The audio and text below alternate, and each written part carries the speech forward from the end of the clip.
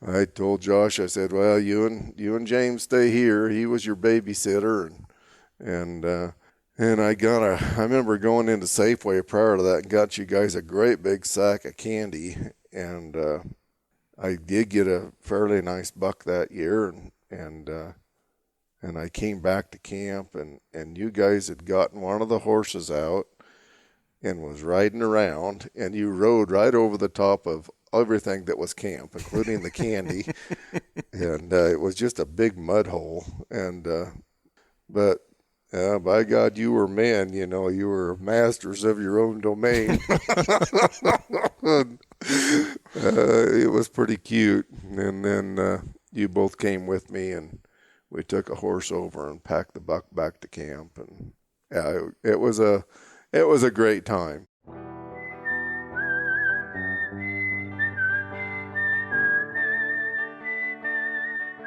These are stories of outdoor adventure and expert advice from folks with calloused hands. I'm James Nash, and this is the Six Ranch Podcast.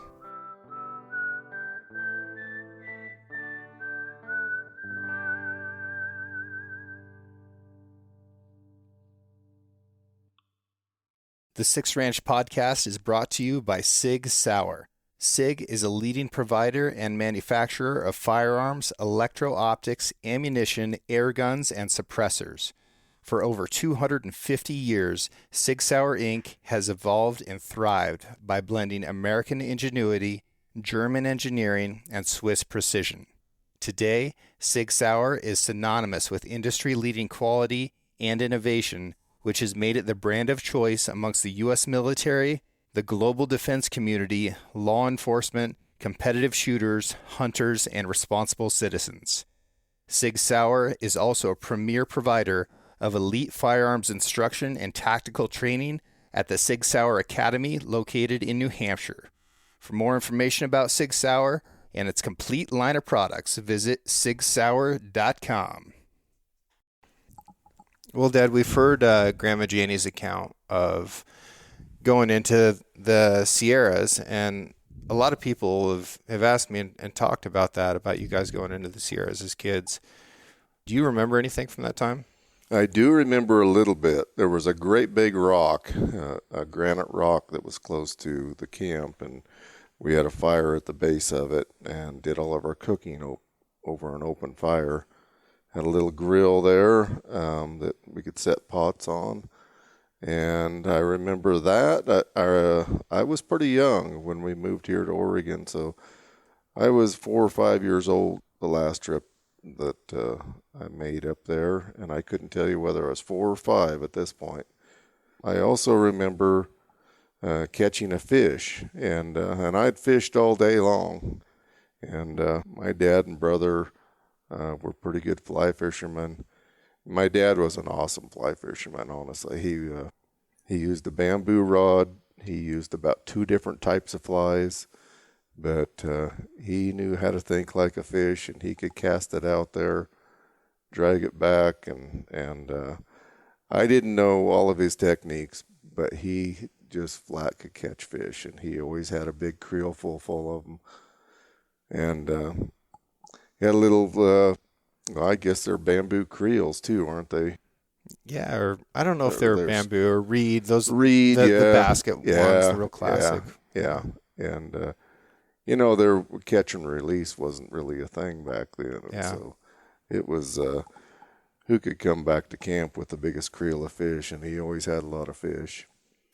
But anyway, I'd spent the day fishing, and hadn't done any good. And there was a rod sitting next to a kind of a great big pool, and when I say great big, in my 4 or 5-year-old mind, it was probably something that I couldn't jump across, but that was about the effect of it.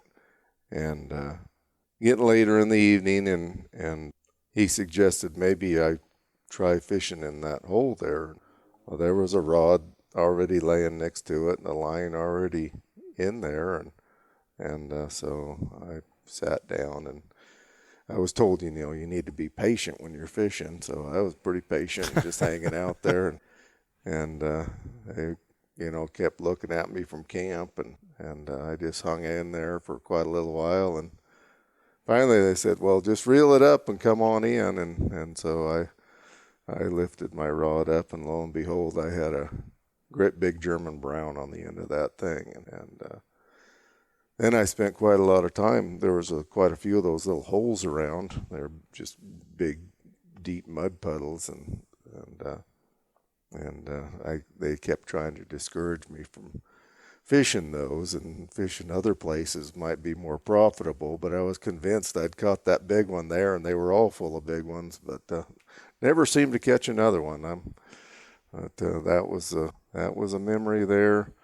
I remember getting in trouble one time and getting threatened that I was going to get spanked, and I don't remember what I did to get in trouble, but I remember bending over and looking through my legs and my dad cracking up. He didn't outright laugh, but his chin started quivering, and he just walked away. And I remember the big burros we had. We had mammoth jacks, and what is a mammoth jack? It's not something that you see too often anymore. No, we had these mammoth burros, and I had a mammoth jack named Jackson. I remember him.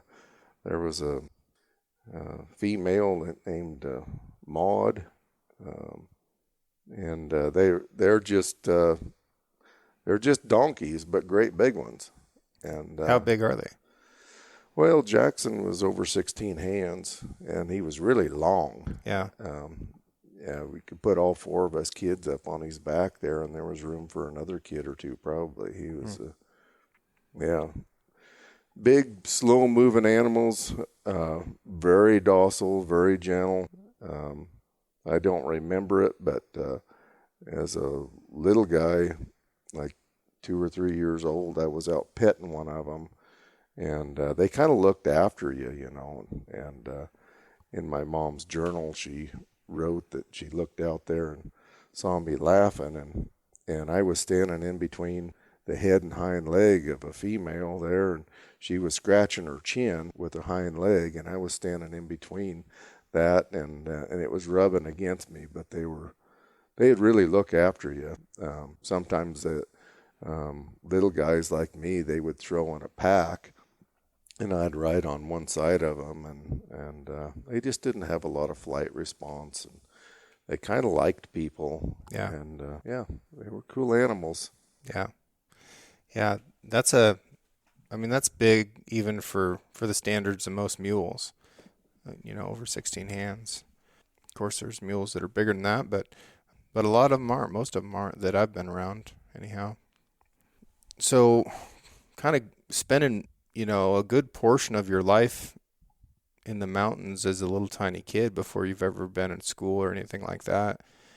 Do you feel like that changed, your outlook on how you were going to raise me as I was a little kid? Because you were taking me into the mountains at the very earliest of ages. Yeah.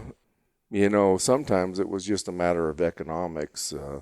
We didn't always have money to go to Disneyland or something like that. Not that would have been a preference, but it was the lifestyle that we led, and certainly the mountains always had an allure to me, and they certainly did to my parents, and so if I was going, my kids were going with me most of the time, and you were just a little over 1 year old, and took you up to Francis Lake there, and you were just learning how to walk, and you'd maneuvered pretty well on the dining room floor, but when we got up there on all that uneven ground, you were a walking tragedy, and it wasn't a lot of fun to have you there as a young child, I can tell you that. So, but certainly worthwhile. We made a lot of trips into Francis Lake, didn't we? Yeah, I think I was in there every year of my life until I was 21 or 22. Wow. And that's 9 miles of wilderness one way. There's mostly the grade isn't too bad, but there's some real treacherous points in that trail as well, where, if you get off, honestly, if you get off, 18 inches from the center of the trail, you're looking at thousands of feet of fall. And a lot of people would think that it's a little bit irresponsible to take a kid that can't even walk yet on something like that. And I would say almost that it's irresponsible not to. I wouldn't trade that for anything. All those memories we had going back in there and learning how to fish and kind of being your own person, getting to be in a little inflatable raft by myself as a little tiny kid. That was incredible, going out there and catching fish. And it was just a big, wild and beautiful place with no one else around at all. Yeah, and it was irresponsible of me, but it was fun. I don't think it was irresponsible. Yeah. It worked out. It worked out. It almost didn't one time, though. True enough. So I'd like to hear that story from your perspective. Well, that was interesting. So you and Josh and I, we went up the mountains, and I don't know, you were probably, 6 years old? Somewhere in there. And Josh would have been about 10 years old. Mm-hmm. And so we went up middle of summer, and it was probably around the 10th of August, as I recall. It was right before fair. Yeah. So, yeah, maybe just a little earlier, maybe the 5th of August, somewhere in there. So, yeah, you kind of think the heart of the summer, hot, and it had been hot. It had been, 90 degrees here in the valley. And so we went up there. We had coats. That was basic that we have coats. It had some rain gear. But we had a good time. We fished a little bit and with moderate success. Our best fishing rig got dropped, and we were without that. But I'm not going to say who dropped that. I'll say Josh. Yeah, Josh dropped it. In the middle of the lake. I remember seeing him spinning around in a little tight circle on the raft, thinking that is not the approved technique for catching fish out there. Yeah. And, Josh, probably today, being the rescue swimmer that he is, he'd have jumped out of the raft and dived down the bottom and pulled it out of there. And he actually thought that maybe he could do that as a 10-year-old, but that wasn't going to happen. But anyway. As cold as that water is, it might be preserved. We should maybe put his rescue swimming skills to work and get him back up there and see if he can get my rod off the bottom. Yeah. I remember about where it was. Yeah, I do too.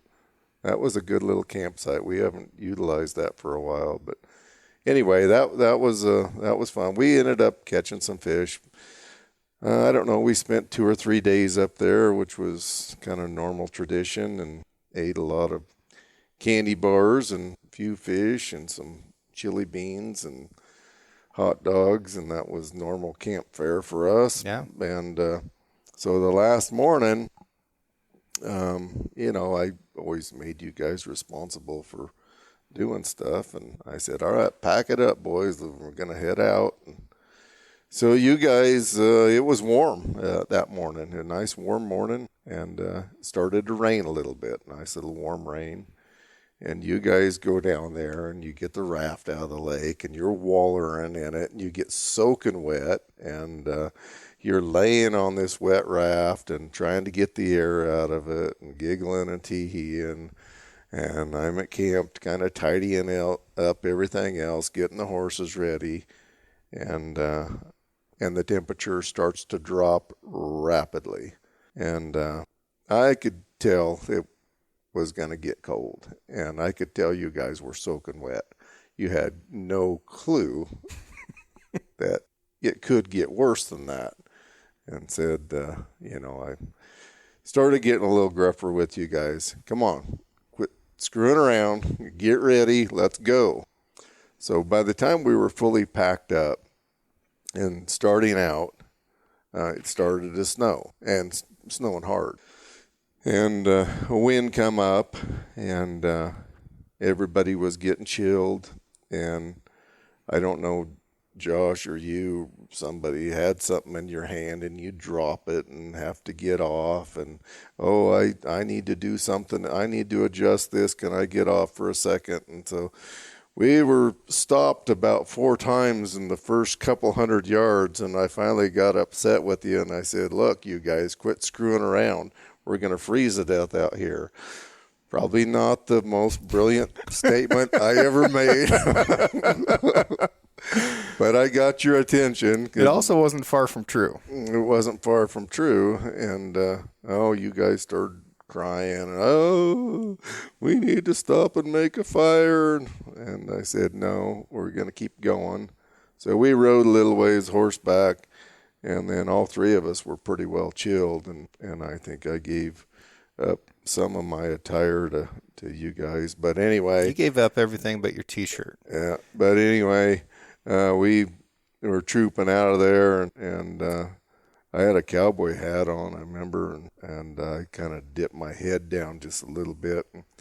And there was 2 or 3 inches of snow that slid off my hat there. It was cold. And we got up to close to the top of the ridge, and you were still insistent that we should stop and make a fire, and you were telling me, you're doing the wrong thing, Dad. We got to stop. And I said, no, we're going to just keep going here. And I was cold. I know you guys were cold, but I didn't know how cold everybody was. And that was scary for me as a dad, just not knowing how far I was pushing you guys. Josh sounded really cold. He was chattery, and he was pretty athletic always. He could walk and run, and he was out in front of us, and he was motoring. So we'd have to yell up to him occasionally, "You doing okay?" And we got down the other side and started into the main canyon where our pickup was. His voice sounded a little stronger, and I knew we were going to be okay.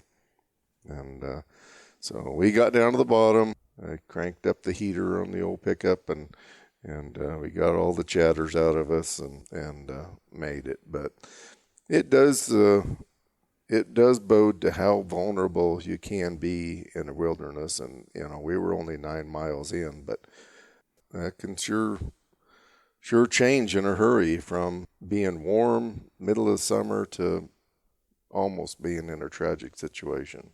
I remember the flannel shirt that you gave me. Of course, it was way longer than my arms were, and I was kind of walking without moving my arms and going pretty slow. And when I did move my arms, I remember watching the ice crack off the outside of that shirt.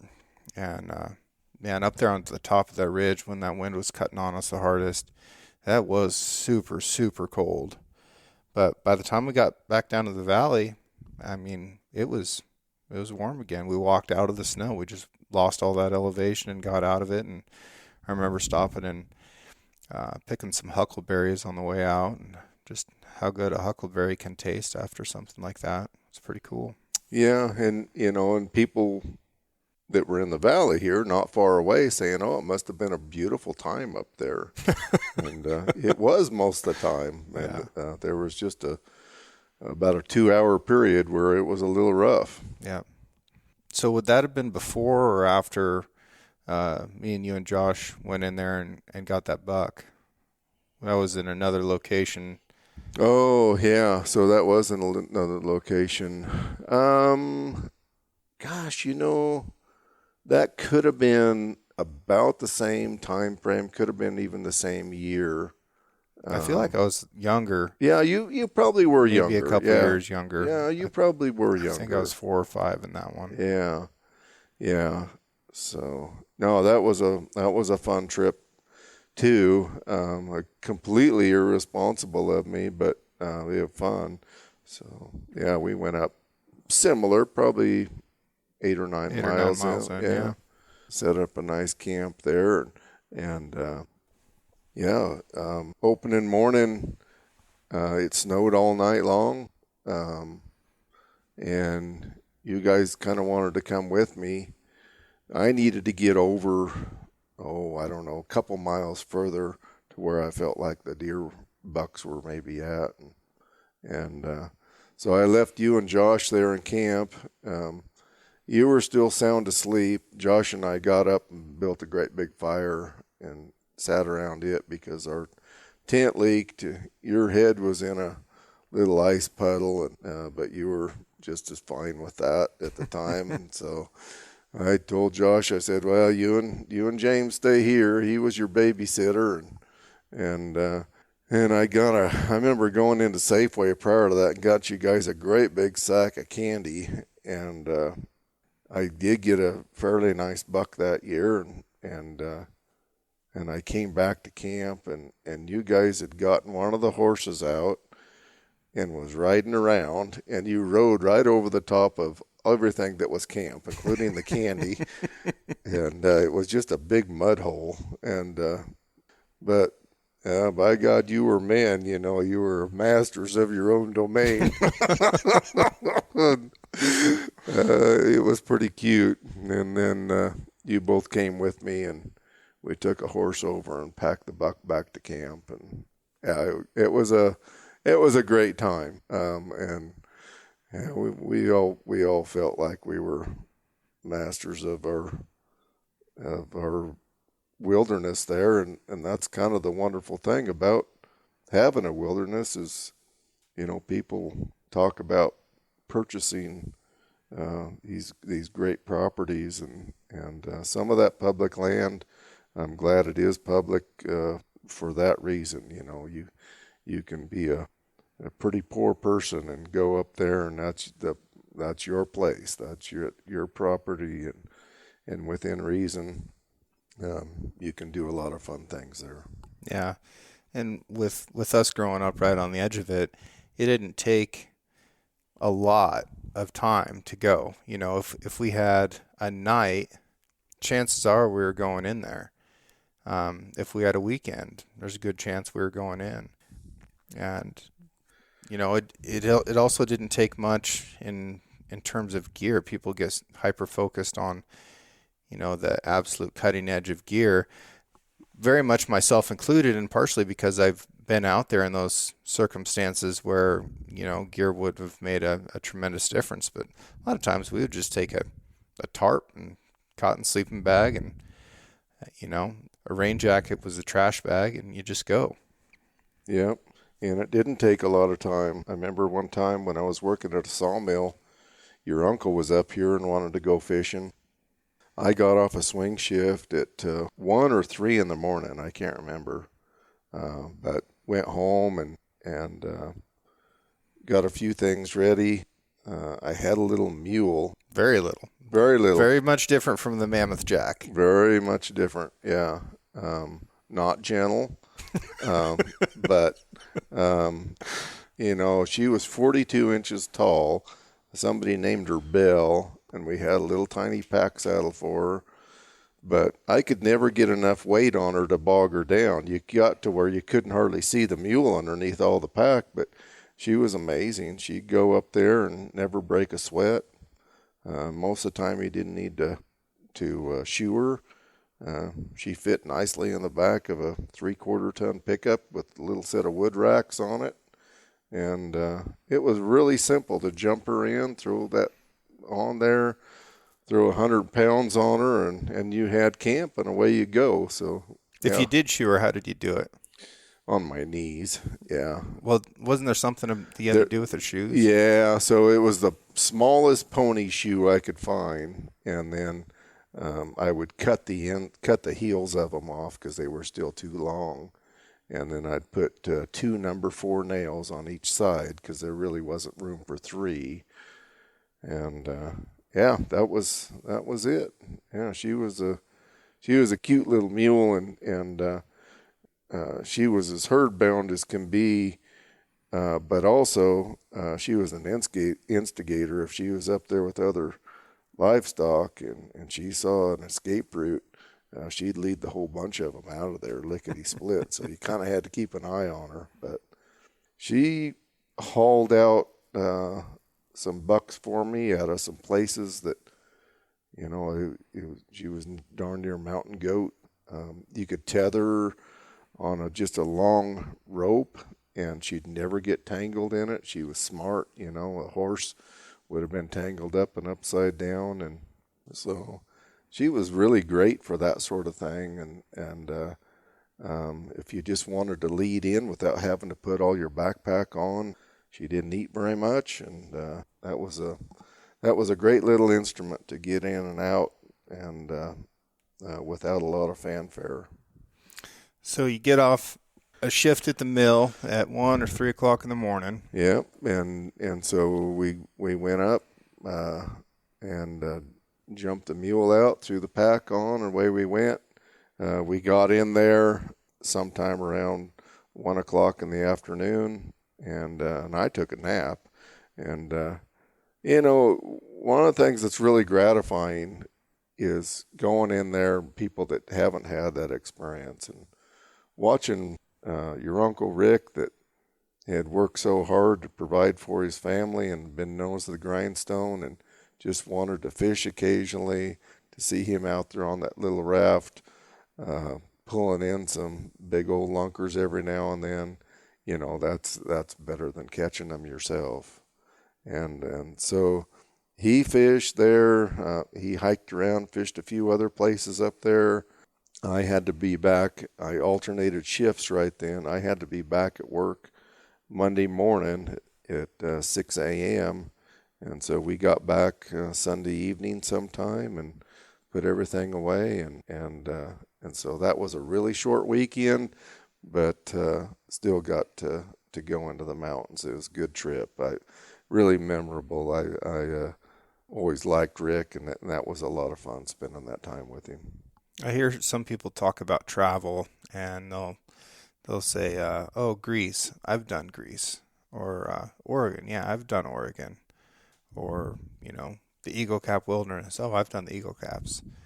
Like I've been going into this wilderness my entire life, and you know, I'm going to continue doing it, and I feel like I'm just scratching the surface. Yeah, I feel that way sometimes too. There's quite a bit of it that I haven't been to yet. I've been to most of the lakes. I've been to a large portion of the peaks, but yeah, it didn't really ever matter to me exactly where I went. There's some places that are just kind of obscure that don't have a lot of destination to them that we went to just to be there, and it just felt good to be there. And I remember Mark, when you graduated, the keynote speaker there, his dad wrote River Runs Through It. Oh, John McLean. Yeah, John McLean. I remember a quote that he said there, and it was his own quote, but he said that he could remember a time in Montana and places that looked like creation had just taken place. And there are places like that, and I've seen them. And when you come across them, it's just brilliant. And I love that about the wilderness. Well, it used to be a tremendous place for all kinds of hunting, deer in particular. Now it's quite a tragedy what has happened with the mule deer and the lack thereof. I can spend days and days and days and never see a single deer. And in fact, I've been hunting in the wilderness for deer since, I was 12 years old. I've yet to kill a deer in the wilderness. And there was a real golden period probably between, 1940, mid-80s, kind of tapering out, starting in the mid-90s, where it was really incredible. Lots and lots of deer, lots of really big, mature bucks. And now it's just a void. It's just a void of wildlife in general. Yeah, that's true. It was never easy to kill a mature buck up high, though. And there was so many deer around in the canyons and different places that a lot of us didn't really think about hunting up high. It was, you could get a pretty big buck in a number of places. And a lot of people, it wasn't a matter of size of buck. It was just a matter of economy and making sure that you got enough deer that provided for your family. And so, if you could get a 2 or 3 year old deer, sometimes there was a bigger emphasis on that, or even just a yearling forked horn. That was a wonderful thing, and it was esteemed to go ahead and get them. And we had unlimited tags, and you could buy tags during the season. And ethical or not, a lot of the men would go out and fill their tags, and they'd come home, and then they'd go to town with their wives and get their tags and go out with their wives and fill them too. But that there isn't such an emphasis on that anymore. For $4 you could get a buck tag, and it was really meaningful to put that meat in the freezer, and it doesn't seem like it is that much anymore. Depends who you're talking to, I guess. Yeah. And a lot of people are dishonest with themselves about it, and it's almost becoming, if we're not careful, it's going to become a generational lie about what we find satisfying in hunting. Because there's people that say it's only about the meat, and there's people that say it's only about the antlers. But gosh, if somebody's going out there meat hunting and they get the opportunity to shoot just a great big buck, they're really excited about it. They're more excited about that than if they didn't. And I think we just need to be honest about all the aspects that we find compelling in hunting. And if we do that, then we'll be able to keep those things important. And all of them are important. All of them are important. It wasn't hunting pressure that took the deer out of the wilderness, not human hunting pressure, for sure, because people weren't going up there and doe hunting. And removing bucks doesn't do much to the deer population. Right. But it really started changing when Oregon banned hunting with hounds. Deer were already declining. I won't argue that at all. The data is clear that deer were already declining, but the speed in which deer population started declining after hound hunting was banned was really remarkable. And we have half as many deer now as we did just a few years ago, and that was half as many as just a few years before that. The track that we're on right now for mule deer is really scary. I've got very little hope that my young nephews are ever going to be able to hunt mule deer.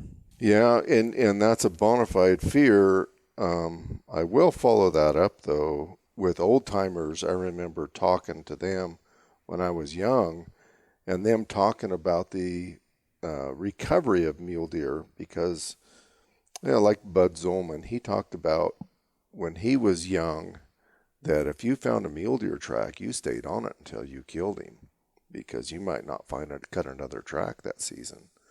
So, going back into the 30s and some of that era, I'm not exactly sure what took place at that point in time, but there was a severe decline here in this given area, and then we saw a recovery. Most of them, and completely politically incorrect, most people would say the recovery largely was due in part to compound 1080. And, we had 200,000 sheep in this county alone that went up out of the Snake River.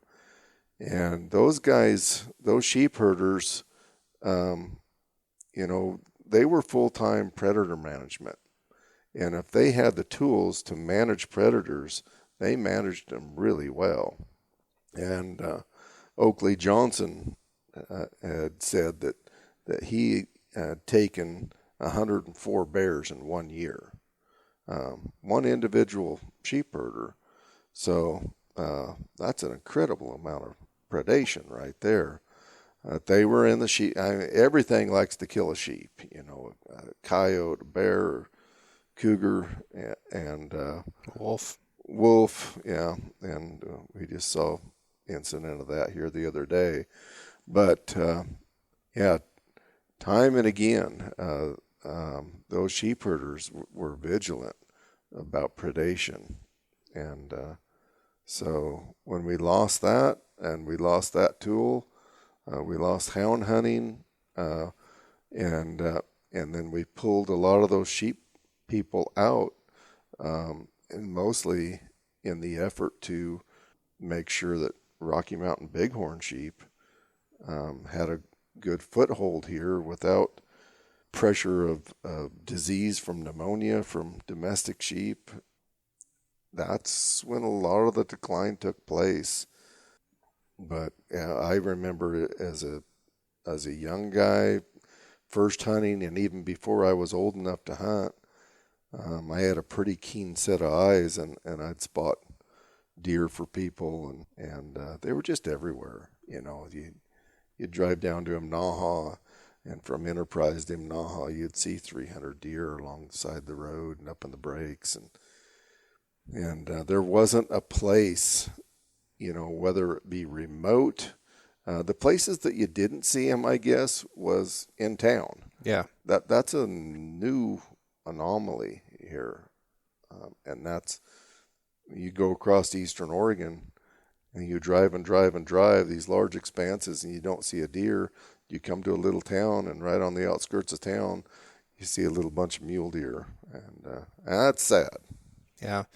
Yard bucks are a thing throughout the West, and it's kind of a mystery to some people, but to me, it's very obvious. They're living in the place that they can survive, and they don't look good. They're not getting the feed that they need.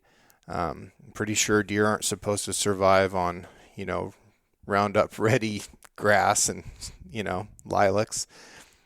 They really do look pretty terrible most of the time, but our mule deer populations are now urban, and it's because that's a place that the predators are not tolerated at all. And, they'll sacrifice their habitat so that they can survive that predator pressure. It's pretty interesting. And then we see lots of initiatives about like road closures and how roads are affecting deer because too many people are buzzing around on ATVs or whatever. But then we also see more deer and elk on private land than on public land. And on that private land, ranchers and farmers are out there buzzing around on ATVs on a regular basis. There's roads, there's fences, all those obstacles. So that doesn't seem to be the issue. Habitat also does not seem to be the issue, even though that's something that we continue to run up the flagpole. The habitat in the wilderness is still tremendous. It's very lush, but since those does have been killed there by lions and other predators, then there aren't fawns who have learned that that's the place where they're supposed to live.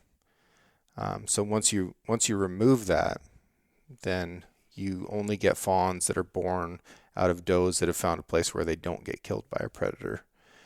It's quite a tragedy. I agree with the sheep herder thing, and there it's still evident in a lot of places in the West. Places that run bands of sheep tend to be places that have more mule deer than places that don't have sheep. Oh, interesting. And these sheep herders were pretty incredible people. There was a couple, really, well, I would say heroic acts that the sheep herders in this country did. Do you recall any of those? Yeah, there was a write-up on Gus Malaxa before he passed away. And he was a Basco sheep herder. And the Basque came in here and were sheep herders. And a lot of them started out as contract labor to be sheep herders and saved all their money and ended up buying the sheep herds that they were over, and incredibly hard workers. Gus Malaxa walked his whole life, never had a driver's license. He walked to town to get his groceries and walked back. He walked sheep from Wallowa County into Montana, from the lower canyons in the Snake River to the high alpines, 8,000 to 9,000 feet. And yeah, the story that I remember most about Gus Mille Lacs, and I'm rambling here quite a little bit, but down at Cherry Creek, which is on the breaks of the Snake River, that was their winter range, and they had sheep down there. And it snowed 2 feet, which was unusual, and then it crusted over and got cold and crusted that snow over. The sheep couldn't paw down to the grass. And so you were on the river quite a little bit. How far is it from there in Cherry Creek to Lewiston? Well, in my 400 horsepower jet boat, it'd take me about 2.5 hours to charge upstream. It might be 50 or 60 miles. 50, 60 miles along the bank there. And a lot of that bank, I don't know if I could walk it at all. Yeah. So Gus, knowing that his sheep are in a vulnerable state there, he took off and walked and ran to Lewiston in 24 hours and rented a helicopter and had somebody fly some feed into his sheep and drop it off from the helicopter. Pretty heroic act, and an amazing feat of endurance to be able to do that. If you've ever walked 100 yards in crusty snow that's 2 feet deep, you're exhausted after 100 yards. And to cover that much of an area in some of the roughest portions of the world. Hell's Canyon wasn't named Hell's Canyon because it's formidable. It's unformidable, but that's what he did. And, yeah, it's the steepest gorge in North America. Yeah. An amazing act. If somebody wanted to have a fun endurance race sometime, maybe they could take off at the most pleasant time of year and try to recreate the Gus Mille Lacs run. That'd be an interesting thing to do. Yeah. If you were to just put in there at Cherry Creek and a raft and float, it would probably take you 2.5 days to get to Lewiston with some good rowing in between. Yeah. Absolutely incredible that he was able to do that. Verging on superhuman. And he would walk from there to Enterprise, which, well, you can't even drive there, but it would be a 4 or 5 hour drive if you could. And he would do it every month to make his payment on his loan. Yeah. So amazing. Tough people. Yep, the Bascos, to me, was the most fascinating thing about Wallowa County as a little kid. You know, you'd see these thousands and thousands and thousands of sheep, and they'd be moving along, and then you'd get to the very end of them, and you'd see one person, and 4 or 5 dogs, and just incredible what one person could do, and the level of attention to detail, and some of them would be limping at the end of the bunch there that were slower, and they went at the pace of what they could accommodate those sheep that needed to get healed up a little bit. Always admired that. Now, not all of the Bascos were frugal and good with their money. You got another story about that, as I recall. A guy that would do a little bit of drinking on his days off. Oh, yeah. And so, I can remember sheep herders that came into town that would probably be placed in mental health institutions today. But they had jobs, and they would stay out with the sheep for maybe a month at a time, and then the owners of the sheep outfit would drop them off in here, Enterprise, and you'd see them at the tavern, and they'd drink the whole weekend, and And some of them you'd have a hard time even carrying on a conversation with, even before they were drunk. They didn't have a lot of human contact or social skills. But yeah, my favorite story about that was one weekend, a guy, he was loading up two of his sheep herders to put them back in a plane to go back to the Snake River. And they'd both been intoxicated the whole weekend, and they were currently intoxicated. And so the owner of the sheep putting them in his plane, and they're struggling to get in there. And a local dentist, he remarked to the owner of the sheep, and he says, and the owner of the plane, and he said, that's quite a crew you got there. And he kind of poking fun at him, and he just went ahead and assisted and closed the door on the plane and walked over to the dentist, and he said, I'll tell you what, he said, tomorrow these guys will be sobered up. I'll give them each $100,000 worth of sheep to watch over, and they'll do a damn good job. And he said, I sure wouldn't trust you with that.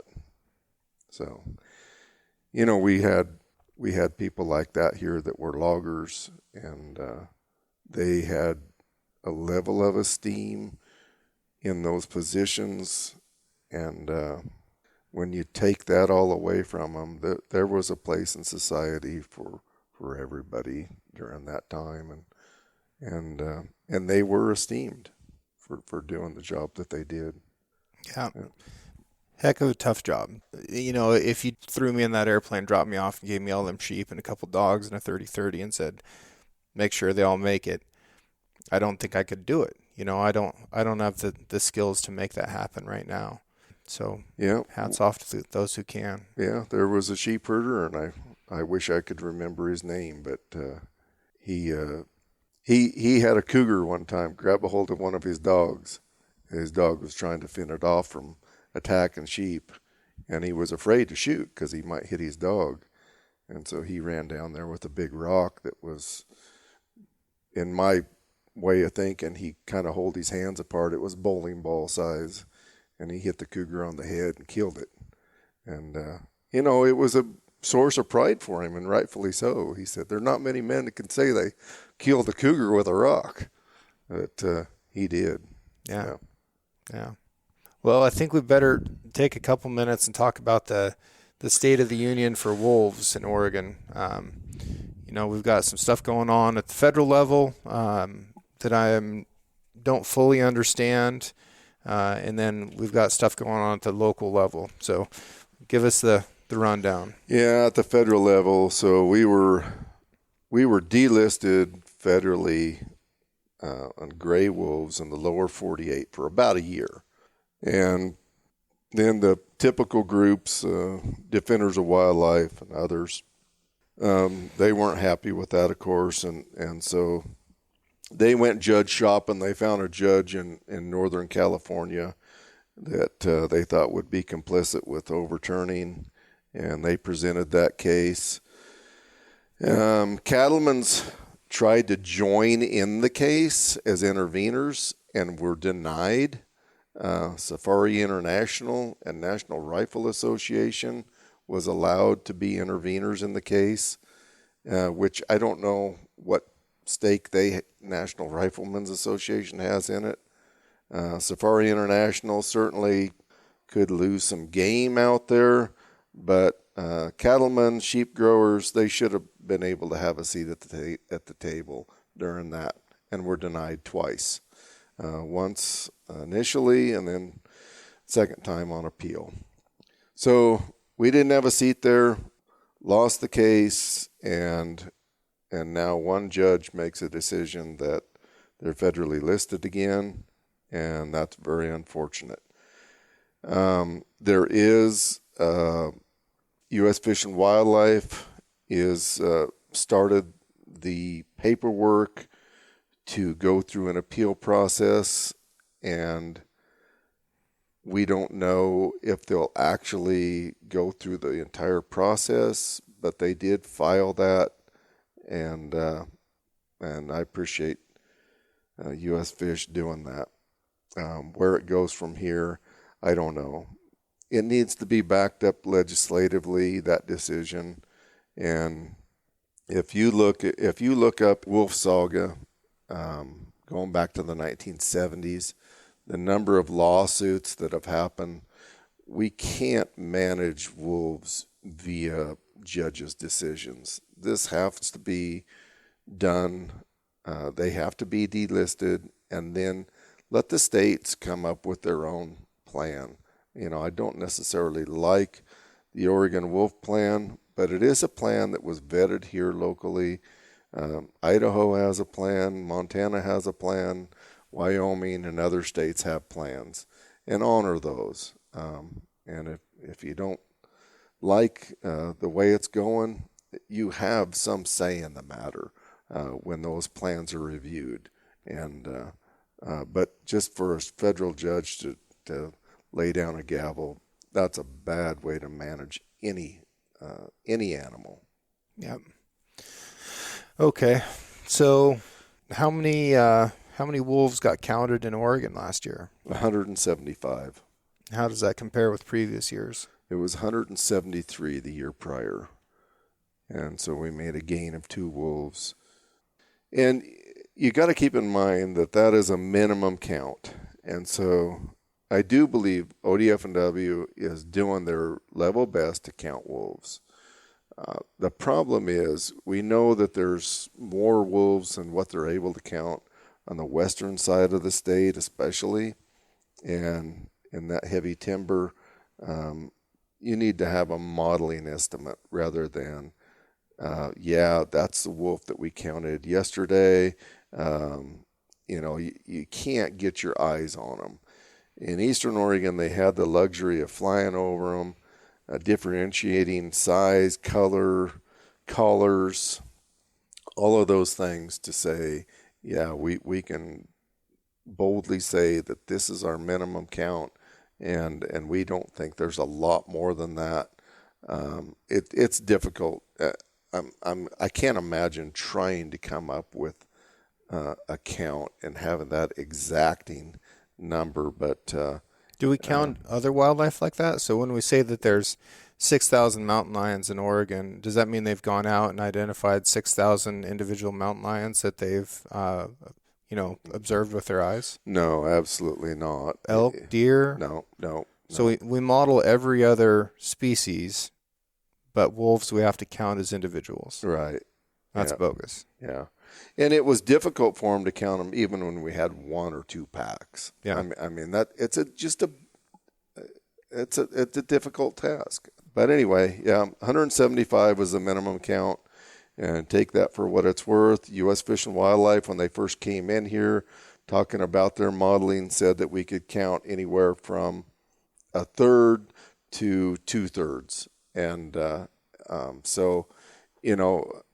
do we have 300 wolves in Oregon? Likely so.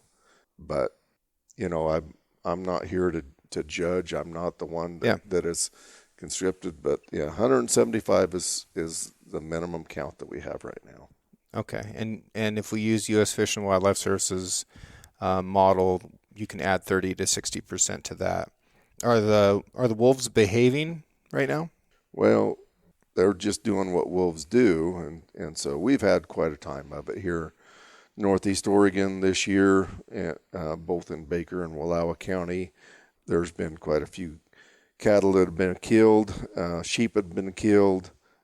Some people participate in the program and call those kills in. Others don't. They're disenchanted with the whole process. Why would they be disenchanted? Well, some of the investigations to start with don't turn out the way the producers think they should. And I'll give you an example. We had one here about a couple weeks ago.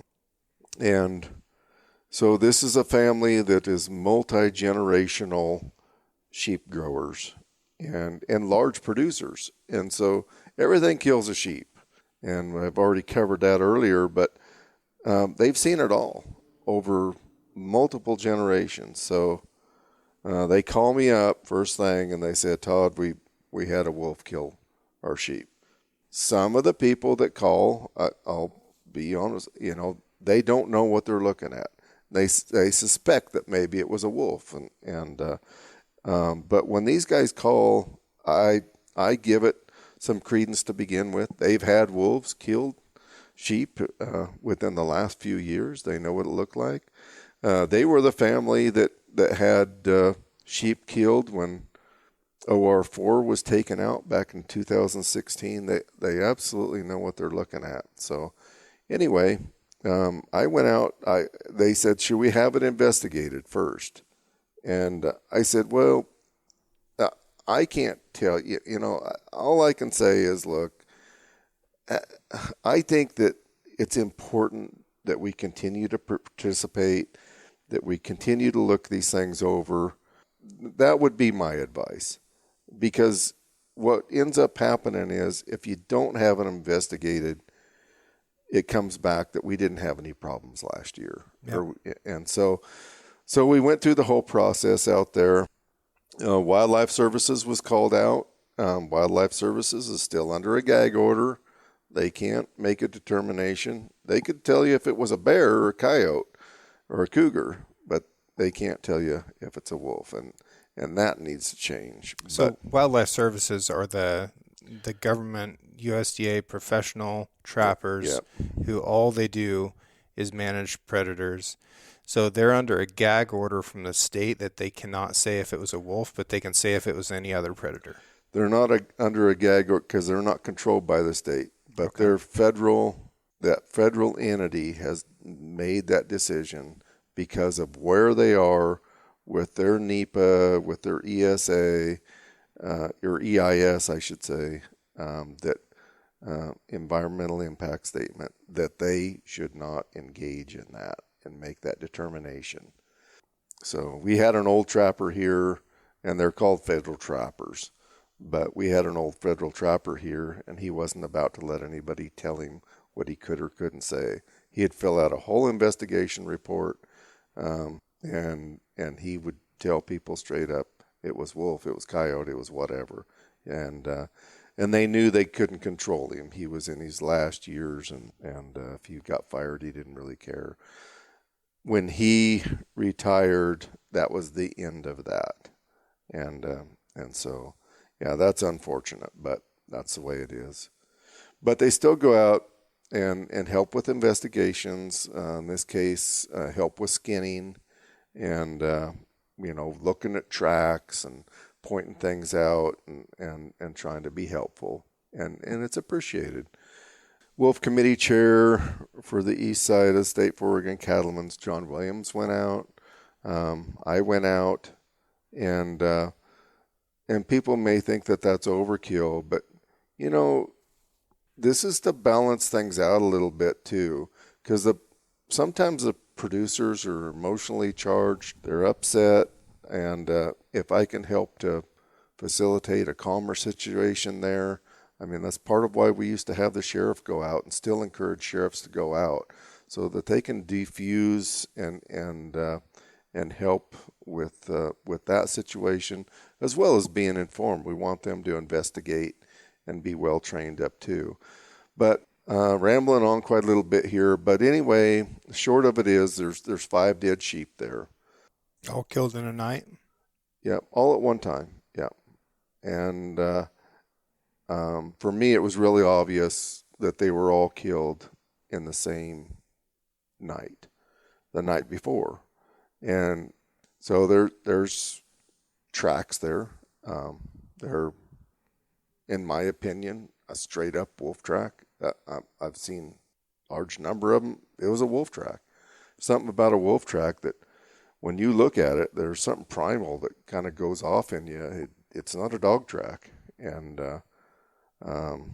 they're real sharp, crisp, athletic looking tracks. So 4 of the 5 sheep are largely consumed. The 5th sheep had backed herself, it was a large ewe, backed herself into a pond to kind of defend herself. She hadn't been shorn in a while, and as soon as that fleece gets wet, she just sank, and that's the end of her. some bite marks on her after we skinned her out, pulled her out of there. The others, especially there was three lambs. Rib cages are mostly gone. They didn't necessarily discriminate the ribs from the meat or the flesh. They like if those lambs or calves are nursing, they have milk in their gut and kind of in a stage of cottage cheese or something, I suppose. But they eat those things. They like them. So those were gone. Another large ewe that was about half consumed. But anyway, lots of tracks, lots and lots of tracks. So I kind of thought this was a slam dunk, and but the Wildlife Services, ODF&W, they don't say a word during the investigation to lend one way or another, but they're looking at. And so, I walk away, the landowner and livestock owner says, well, what do you think? And I said, well, looks like an easy case to me. Meaning that it was obvious to you that it was wolves. Yeah, it was very obvious, yeah. And at this point, I've been to more investigations concerning wolf livestock conflict than anybody in the state, short of Fred Steen, who was a sheriff and under sheriff of Wallowa County, that went out to more than I have. And that doesn't make me special, but I've just seen a lot of it. Anyway, we get the report back, and it names coyotes as the culprit. And I was aghast. I didn't find a single fresh coyote track on scene. I saw one that was maybe a day old, and it was really discouraging that investigation wasn't right. The livestock owner, I should say, called me up and said, well, you said to go through the process. We did, and here we are again. It's nothing new that we haven't seen played out before, but it's really discouraging. And so I did make some phone calls. I asked the livestock owner to ask for a review of that whole process. And about a week later, we got a report back that it was reviewed, and they went ahead and confirmed 3 of the 5 sheep were wolf kills. They said 2 of the others were maybe a day before, and honestly, they got that completely wrong. But I was glad they overturned as much as they did, and I told them as much that was. I know that's difficult to do that, but they said they wanted to get it right, and they did. The other thing that's happening now with a number of depredations that's happening on another fella with cattle, I don't know, he's up to 6 or 7 attacks and lost a large number of calves now. And so in Oregon, if you have 2 confirmed kills, you can go to lethal take. ODF&W can consider going to lethal take. So they have that authority. So he's up to, 6, 7, 8. I'm not sure right now where he's at. But instead of them taking lethal action, what they gave him was a permit to kill 2 wolves.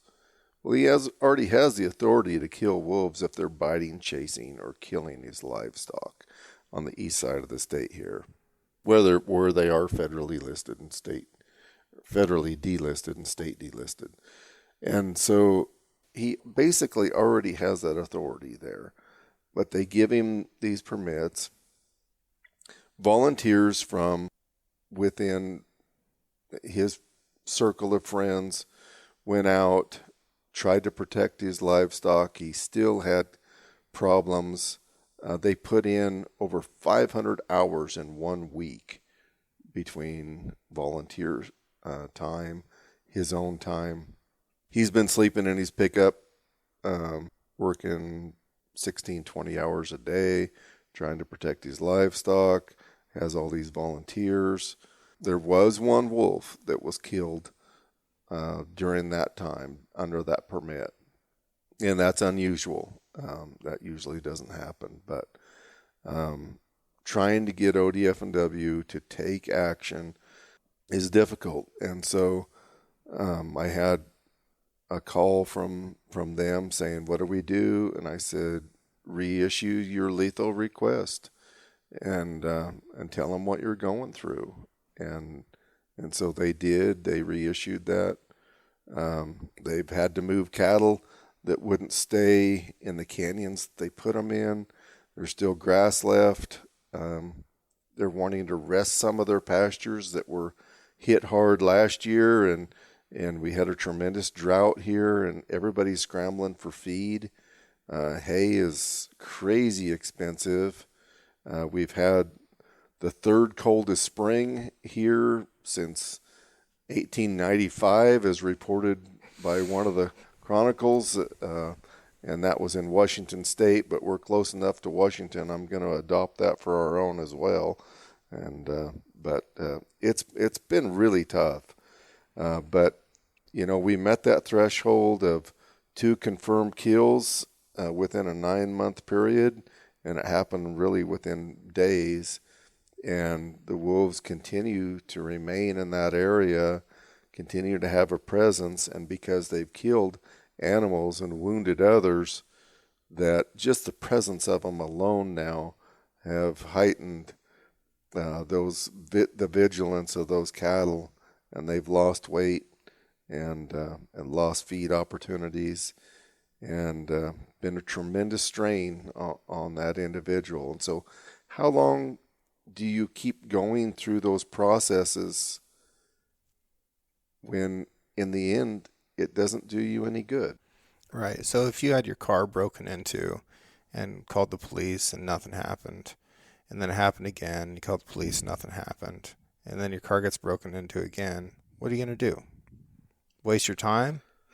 Yeah, I don't know. I've listened to so many frustrated people over this wolf situation, and I tell this individual rancher is working so hard to do the non-lethal work, to try to protect his animals, to try to do what is right, and it's nothing new. I mean, he's been doing it for 3 or 4 years now. He's been working really hard at this game, and now he's got to the point where he says, "I need help. I need you to take lethal action."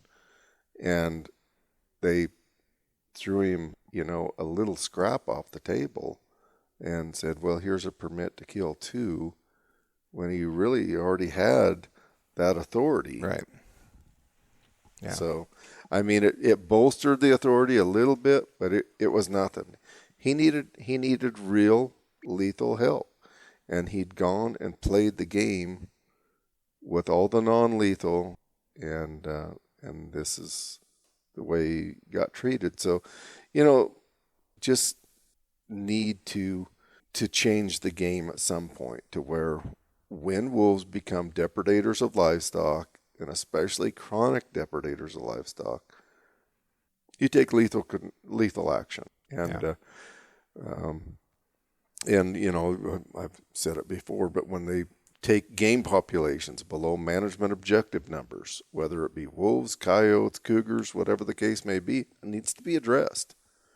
And that hasn't been addressed. And like you said before, the emphasis on controlling people will close that road. Well, don't take ATVs out there. Don't do this. Don't do that. Don't log. Don't graze. Don't even look that direction, and everything will get better. And these most remote places that we have have become deserts of non-game. Yep. No, it's the truth. I was in Southeast Oregon coyote hunting all this week, and we saw in 4 days of hunting, 16 hours a day, we saw 9 deer and 3 antelope. Yeah, that's dreadful. But we killed 8 coyotes, and the numbers that are out there is that a female will kill 19 fawns in the spring, and a male will kill 22. So we put 150 deer back on the board. and that helps. But gosh, not everybody can take a week to just go hunt predators either. Well, yeah, it depends on how lucrative it is. I remember back in the mid 90s, Colorado was spending about $325 for every coyote they took, and an iconic state for mule deer, and they wanted to hold the line on that. And so state funded, that's what they were doing to kill coyotes. And I remember thinking at the time, my gosh, if I got $325 per coyote, I could spend some time doing that. Yeah. And I could get good at it. And I could take a week or two off and go coyote hunting. And so, if, those bounties are so looked down on, but what a great avenue to manage. And economical. Yeah. Yeah. Yeah. Well, I want to circle back around to what we started with and tell you thanks for raising me in the wilderness the way that you did. It was formative, and it gave me a deep appreciation for those places, and it's something that is really important for me and became part of my character. And even though it was dangerous at times, it was always high adventure, and I'm grateful for it. Well, it is a great way of life. I should make another trip or two up there while I still am able. It's interesting too, because I'm in a capacity now where I'm buying for multiple use of our natural resources and logging and grazing, and people assess me as if I don't have any appreciation for that land, and I have deep appreciation for it, and I don't know. It's hard to communicate how special it really is, and to be able to be a user of it. Yeah, I have high appreciation, but yeah, James, it was a honor, but it was some of it was utility, and just because that's what I could afford, and but I sent you a photo via text a long time ago, and it was my grandpa, my dad, my brother, and I when I was just a little tiny guy up in the Sierras, and we were kings, and it's things that kings would like to be able to experience, I'm sure. Yeah. So, it's a privilege to be a dad, and really thankful that you appreciated that portion of your life and continue to. Yes, sir. So I found this old ad, and there's like dudes dressed up like construction workers, and a guy's got a jackhammer, and there's a crane, and they're moving all these big steel beams and stuff. Aladdin Stanley Thermos. Stanley, the tough, all-steel thermos bottle that's completely dependable. They're showing this thermos like falling off this building and hitting all this other construction stuff. And built to take a pounding year after year. Get the tough one. Well, it lands in a wheelbarrow. The guy grabs it out of the wheelbarrow. Now he's going to pour himself a cup of coffee. I love these cheesy old ads. And most of the time, like, they're lying to us, right? That's most of what marketing used to be, was just like telling a lie, or at least telling a version of a lie that made you think that you needed this thing. But I'll tell you what, when it's cold out like it is right now, the only way to keep liquid and not freezing in your pack is by putting it in something that's insulated. So packing a thermos in the wintertime is really smart, whether it's for a hot beverage like coffee, or if you just want to bring some water with you, which is a really important thing if you're going to be out adventuring around in this snow that we've got all over the country. And I think you should be, because it's a great time of year to get out and about. This is both a comfort and a safety thing. If you want to get something from Stanley, which I encourage you to do, you can use the discount code 6RANCH. That's the number 6 in the word ranch, and that'll get you 25% off of just about anything on their website. I encourage you to do that. They're great supporters of the show and great supporters of this audience, and I love you guys. So stay warm out there, have a nice warm drink, and make sure you're drinking it out of a Stanley product.